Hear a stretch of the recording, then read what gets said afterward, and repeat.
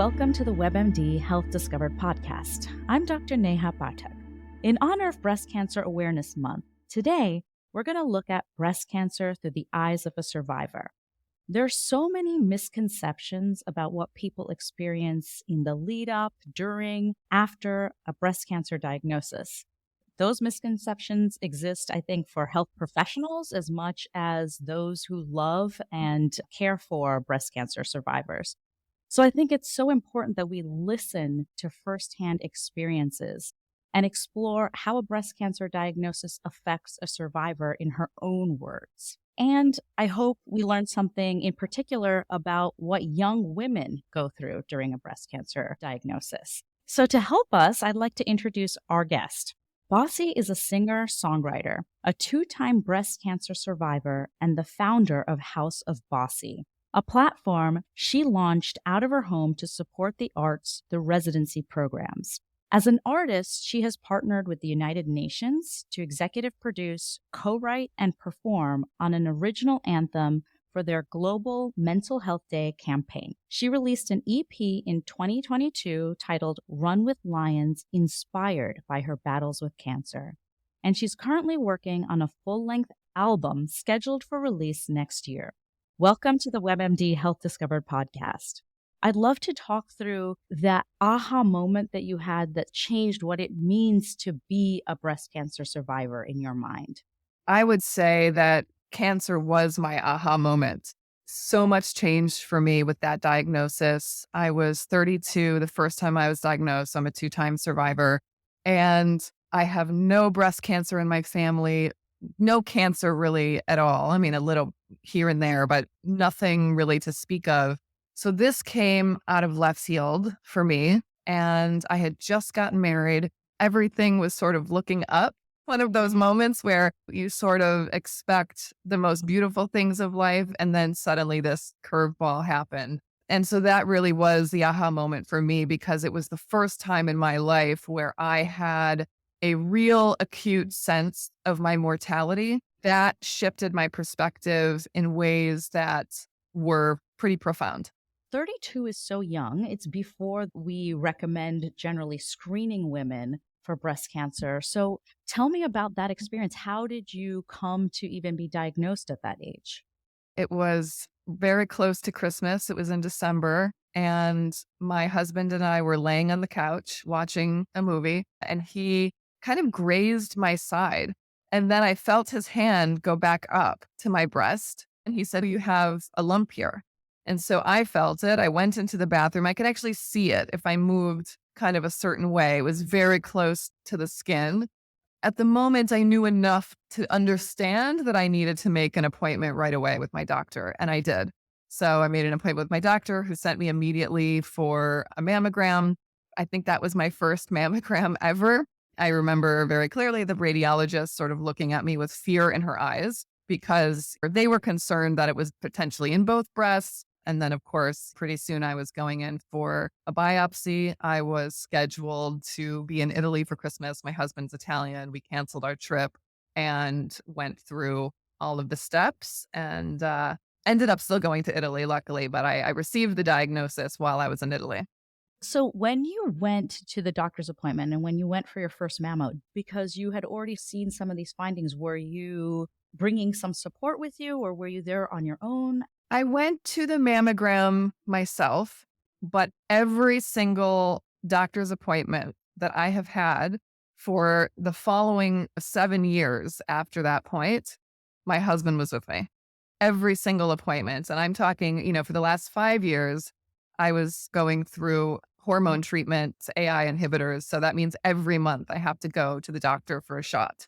And every single appointment, my husband has been with me. So it's pretty remarkable. And what were some of your first thoughts when you saw it in the eyes of the radiologist? And then when you got the diagnosis, what were some of the first things you were thinking? The moment I really remember is when I sat down across from the surgeon and really understood, okay, you have cancer. Because when I was in Italy, the diagnosis that I received was the biopsy is showing it's stage 0. at this point, but we'll talk about everything when you get back. So when I returned, I sat down with the surgeon who told me that my best option was to have a mastectomy. I ended up choosing a double. And so that's really the moment where I remember sort of those first couple of thoughts in hearing you have cancer. And the first thought is obviously, I am so in love and connected with this wonderful man that I have just married. I don't want to leave the people I love. But after that thought, my two thoughts were, I'm not ready to go yet. I haven't put enough art into the world, and I haven't done enough to help other people yet. And so those were the two first things that came to my mind. And it really crystallized what my priorities were in life. At that time, I had left my music career a few years prior and built a career doing something else. And that was really the moment that I realized what it was that made me feel most alive. And then of course, I had a choice.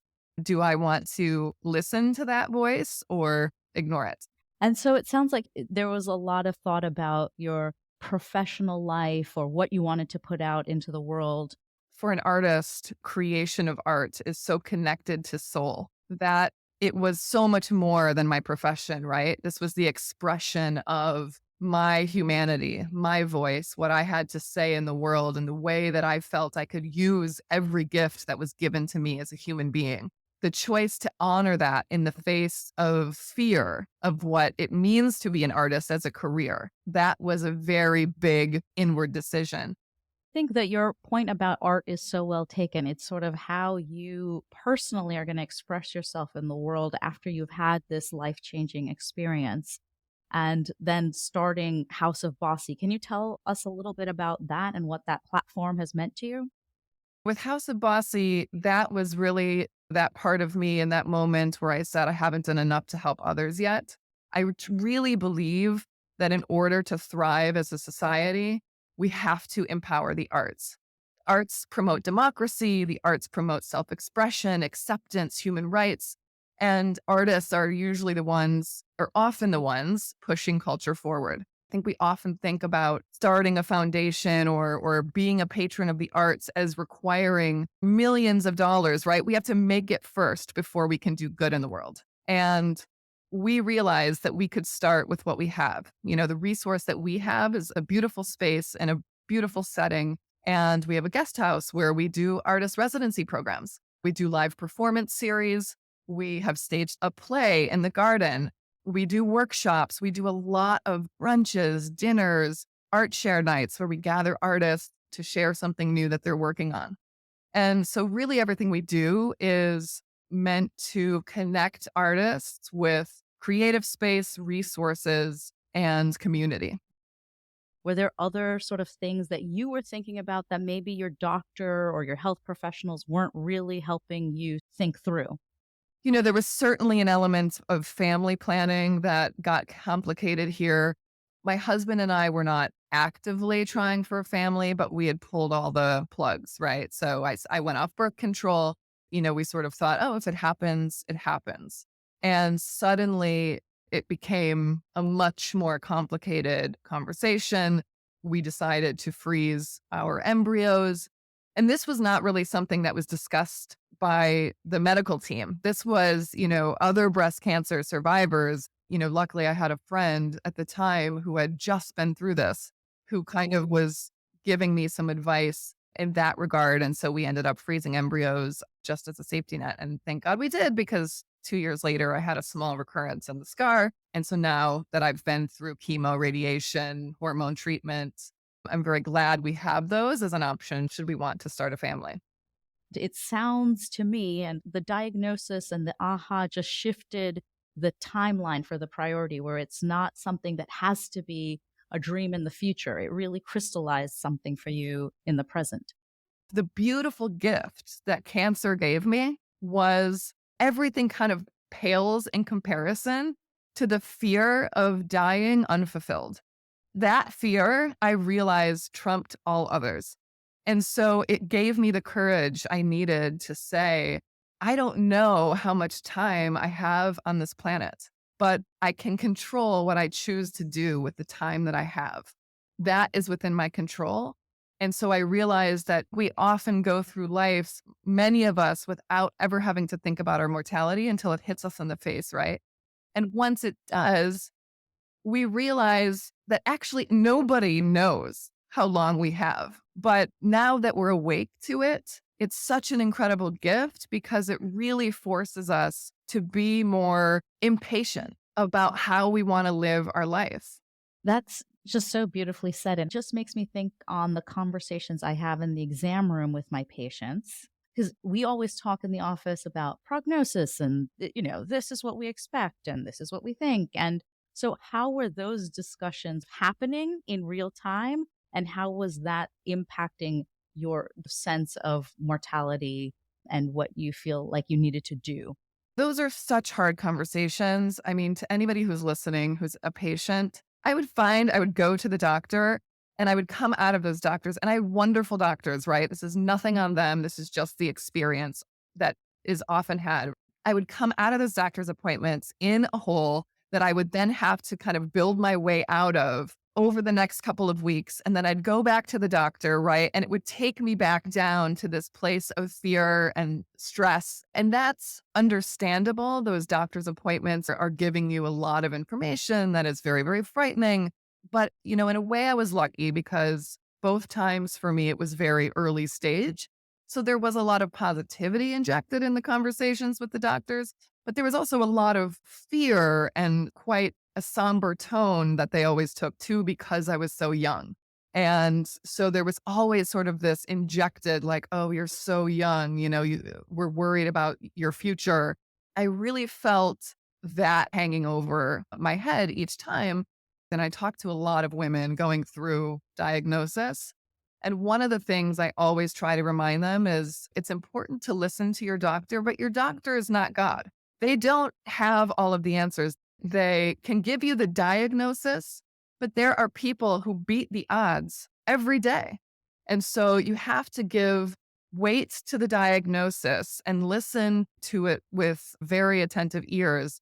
But also, you have to give the prognosis a bit of a grain of salt because we don't know, right? And so there's so much that we can do to change outcomes, to stay positive. I think that's important. So what other advice would you give to yourself in that time frame? And what have you learned in the 7 years since that you wish you had known at the very beginning of the journey? One of the most important things, I think, is that you have to be in the driver's seat of your treatment. Doctors are obviously very informed. They're there to lead you through this process, but nobody cares more about your health than you do. And doctors have a lot of patience. Sometimes things are missed, sometimes mistakes are made.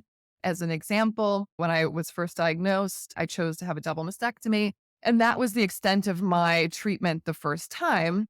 2 years later, I'd had a little cyst develop on the side that did not have cancer. And then I noticed what seemed to be like a little cyst in the scar on the side that did have cancer. And I went to my doctor. I said, this is kind of bothering me because it's in a visible place. I'd like to get it removed. And I also noticed this little scar or this little lump in the scar as well. And both doctors were like, oh, I'm not really worried about it. It's probably a little scar tissue. And I was sitting in the chair of my plastic surgeon who was removing the cyst on the left side. And I said, why don't you take off this little lump too on the right? And he said, I think it's just scar tissue. I'd leave it alone. I said, listen, I'm in your chair. Let's just take it off. And thank God I did because that turned out to be cancer. And he was such a wonderful doctor. And he was, in the unfortunate position as the plastic surgeon, then having to tell me it came back as cancer a few days later when I went in for the follow up, which is, I think, unusual for the plastic surgeon to have to be doing. And he was such a wonderful doctor. And he said, I'm just so glad that you urged me to do that because it just goes to show you that as much as we do this, as much as we see, sometimes we're wrong. You have to be your own advocate. You have to ask questions. You have to do the best that you can to understand what is being said to you and what options are available for you out there because it is as much an art as it is a science. Yeah, that's so interesting because I think that having been in the patient seat, sometimes you sort of, in some ways, want to be lulled into this sense of safety where you want to be told it's all okay. And I think that your point is so important that you really have to understand that no one knows your body better than you, and that there's a time issue. There's certain things that when they're not a big deal, they generally will go away on their own. But if you're noticing skin changes, changes in the pattern of, the normal contour of your breast tissue, when we're talking specifically about breast cancer, these are things that it's really important to take seriously, bring it to your doctor's attention, and then ensure that you get the proper follow up for that. Absolutely. On a practical level, there were a few things that I wish I had known that I did not know until later. I wish I had insisted on having a port. That option was not really given to me.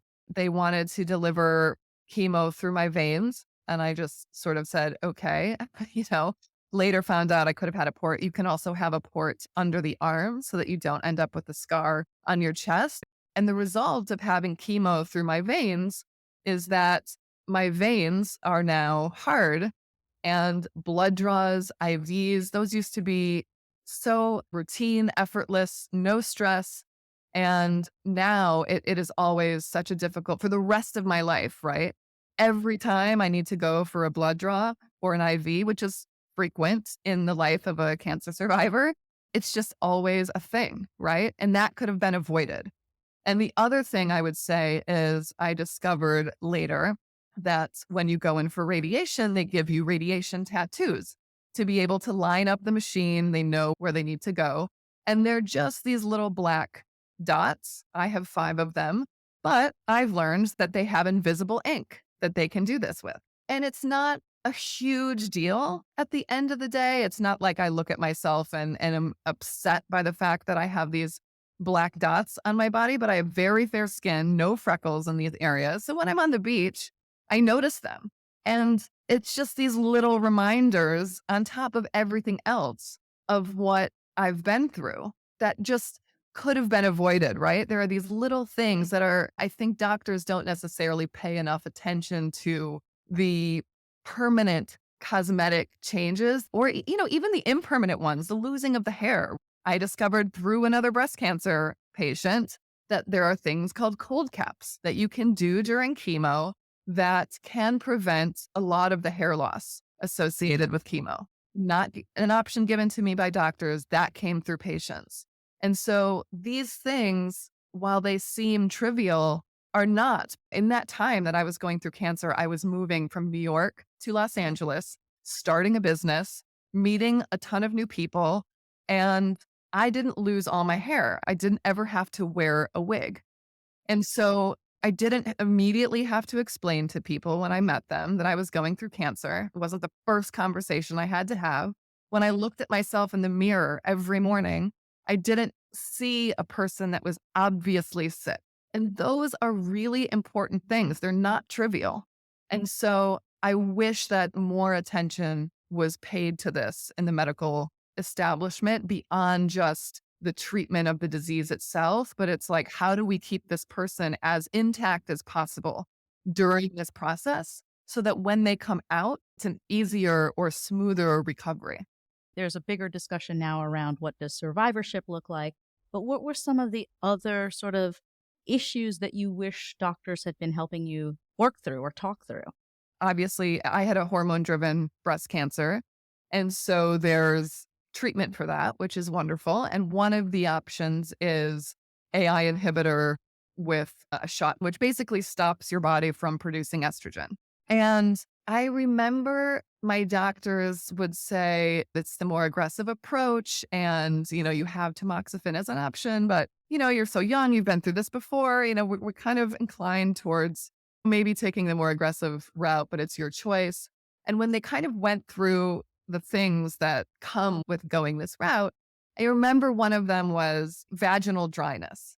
And it was so glossed over. You're just going to have a dry vagina, no big deal, right? I'm always shocked at how little women are taught about our bodies and the repercussions of these things that we just sort of, oh, a dry vagina, no big deal. Nobody told me what that meant. It throws you into menopause. In one day, I was in menopause, right? So this process that normally takes years, one day. So you feel like you've hit a wall. It became so difficult to have sex because it's not just dry. It's like everything down there tightens, restricts. You have what's called atrophy.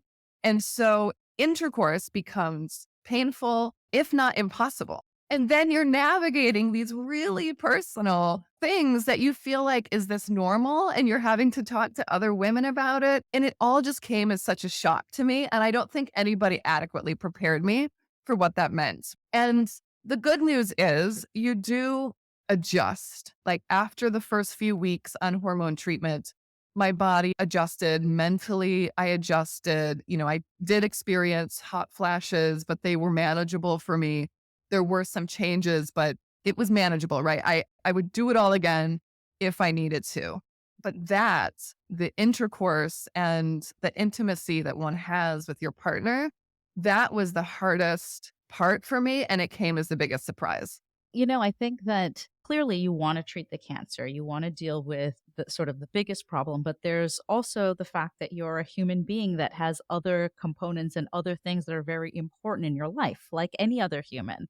And that's intimacy, or you mentioned some of the cosmetic issues that you'd wish you'd known about. So I think it's just important to help the medical professionals you're working with, the profession in general, to advance by speaking up and saying these are important concerns. And it's hard to do that. Thank you so much for having this conversation and helping people feel comfortable talk about that. Yeah, absolutely. And I think ultimately there's so much that can be done, but also when we're weighing these treatment decisions, these things really, I think, need to be out in the open so that people are really weighing the options adequately. And I would have chosen what I chose again. At the end of the day, it was the right decision for me. And, my partner and I have an incredible relationship. We have managed that part of it. We've worked through it. There are treatments out there to make it easier, to help combat vaginal dryness and atrophy and all of these things that come with these kinds of treatments. But yeah, it would have been so much more helpful to know this going in. You mentioned that a lot of what you learned came not necessarily from the medical community, but from this community that you found yourself. Can you talk a little bit about the social support that you had? What were some of the very important components? What was some of what you brought to it? What did it bring to you to help you through the journey? Like I said, I talk to a lot of women going through diagnosis now. And one of the things I always tell them is, this is a club that nobody wants to belong to. But once you do, you have an army of women who have your back. And that was one of the most beautiful things that I discovered going through this, is that people I did not even know in advance were there to support me in ways big and small. And so I didn't really know anyone who had been through this, especially at my age, except for one girl who I met at the time. I was working managing the bar and restaurant of a hotel. And this girl that I knew as sort of a client or an acquaintance came in with a bunch of girlfriends one night. And I asked her how she was doing, just a very kind of routine throwaway question, expecting that I'm great, how are you kind of response. And in that moment, she shared, well, I'm good. But as a woman, I just want to share that I was just diagnosed unexpectedly with breast cancer. I'm going in for a mastectomy tomorrow. So I'm having this sort of last hurrah with my girls. And, it was this little moment, this opportunity where she shared her truth with me. And a year later, I was diagnosed, and she was the only person that I knew who'd been through this. So I reached out to her, and that's kind of how it starts, right? Like you find one person that's been through this and they support you. And then kind of unfortunately start to come out of the woodwork. So many women have been through this. And when I was in my second diagnosis, I was moving to LA in the middle of my treatment. So I had to transfer my care, which was a very stressful experience, and was put in touch with a woman out here who'd been through breast cancer. And she's become a dear, dear friend of mine now. And she, of course, has connected me to other survivors who have become dear, dear friends here in LA. And we all have just had each other's backs. And every time I'll have just people reach out to me and say, "Hey, my sister has just been diagnosed. Would you mind talking to her and sharing your experience?" And I'm always so happy to do that because so many women did that for me. They showed up for me before ever having met me or known me. And that really exists in this community. So for me, it was other patients. There's always a bit of a line to be straddled with things like online communities and groups because Google is both your friend and your enemy. And sometimes these groups can be the same if they're not closed, private, if you don't know the people in them and the personalities that are involved. All of us receive support in different ways. And for me, it was very unhelpful to hear the horror stories of other patients. I was always careful about joining those groups until I was in a place emotionally where I felt ready to participate in those. And also where I felt like, okay, I trust that this is a group where there will be women who are going to speak about these things in a way that I know is better for me to receive it.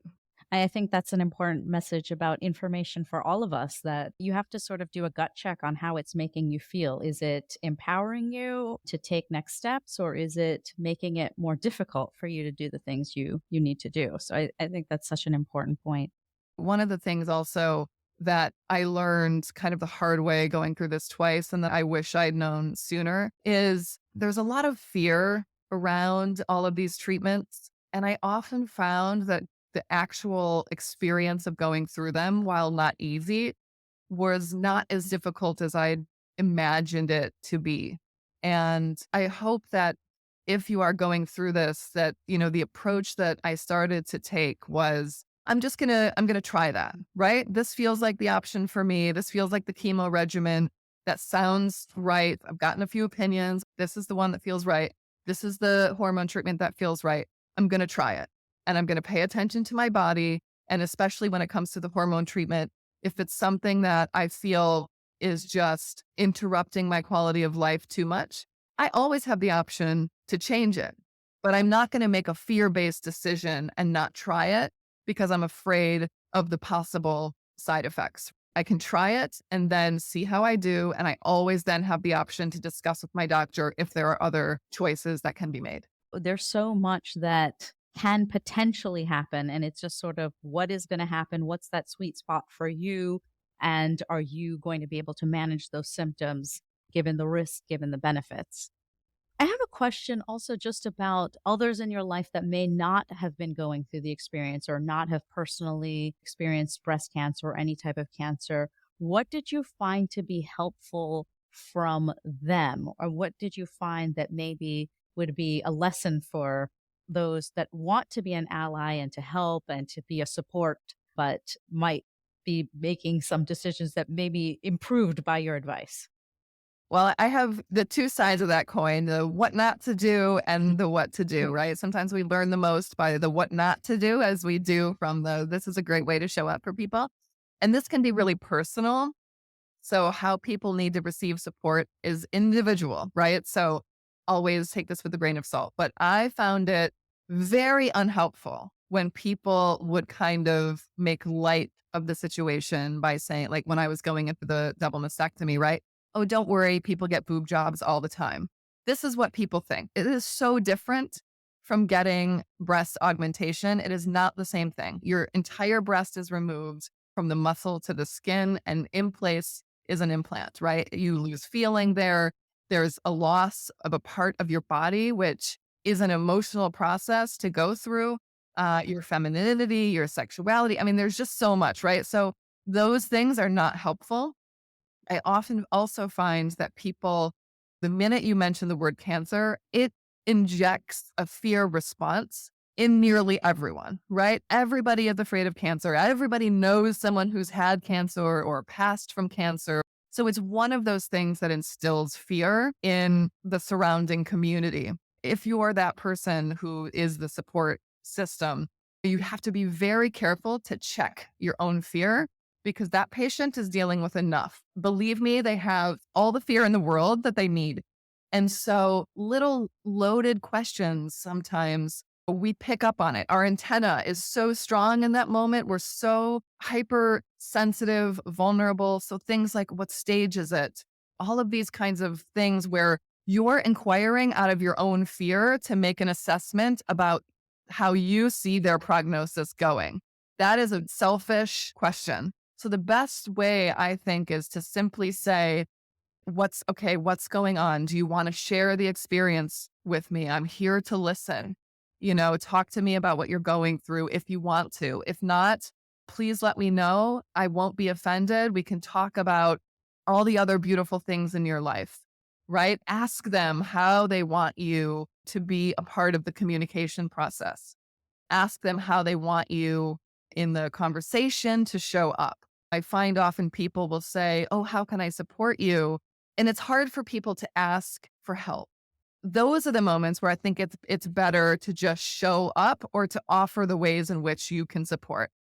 Do you need meals? When you're going through this, the last thing that you're thinking about is how to like feed yourself, your family. If you've had a mastectomy, your arm, you can't move your arms for weeks. Everything is complicated. So can I bring over some meals? Do you need some meals? Can I help with a housekeeper to come help clean the house during your treatment? Do you need a day at a dry bar because you can't like easily lift your arms in the shower? Can I send you for a blow dry one day to just make you feel better? Do you need to be driven to and from the hospital? Do you need someone to sit there with you during your chemo round?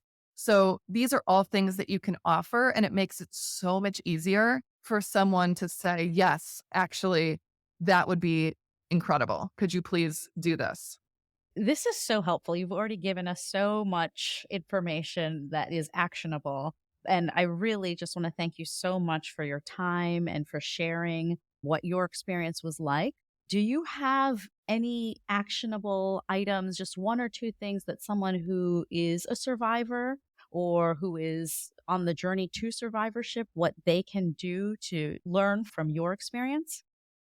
The blessing and the curse of being a cancer survivor is you are forever awake to your mortality. The thing that most of us get the opportunity to sleep through, we are forever awakened to. And like I said, that is both a blessing and a curse. I think in survivorship, it's the managing of the fear of it coming back, the fear of it still being there.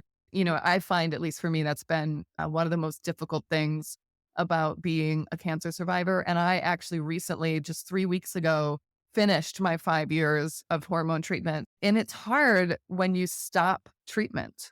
People don't talk about that either, right? Because when you're actively going through it, you feel like I'm doing something every day to keep this from coming back, to make sure I'm healthy. Once all that stops, you sort of return to life as normal, and there's no longer that feeling of, I mean, there's a lot we can do, right? Exercise, good diets, like there's a lot we can do to keep ourselves healthy. But, in terms of actively treating cancer, that stops. And so there's a mental component to dealing with that that is not easy. And so finding ways to express that fear in a healthy way is very important. For me, it's through the arts. And so that is where I get to express that fear. But it could be, having a relationship with someone that you can share that with, right? And you just have a moment to acknowledge it and unload that because it's a heavy burden to bear. It could be meditation, it could be church if you're a religious or spiritual person. That is very, very important for the mental health that comes with having been through this. That is so, so helpful. And that 5 year mark, or when you've completed treatment, you ring the bell and you have a moment of congratulations, but there is just this experience afterwards that needs to be acknowledged. That is just a life changing point for me. So thank you so much, Bossy. I just so appreciate you being with us today and with sharing your experience. The things that I am going to take away with me are that treatment is not something that has an end date. It's something that is going to continue. And that's what treating both your physical and your mental health on this journey. I think to Bossy's point, all of us have sometimes a far off concept of our mortality, but when you really have to face it, it can absolutely change us in ways that, to Bossy's point, can just change the fulfillment that you find in your day to day life. And I think that that's important to acknowledge. Thank you so much again. To find out more information about Bossy, visit her website and Instagram at www.iambossy.com. That is IAMBOSSI.com. And her Instagram handle is I am Bossy Official. Again, IAMBOSSI Official. Thank you so much for listening. Please take a moment to follow, rate, and review this podcast on your favorite listening platform. If you'd like to send me an email about topics you're interested in or questions for future guests, please send me a note at webmdpodcast@webmd.net. This is Dr. Neha Pathak for the WebMD Health Discovered podcast.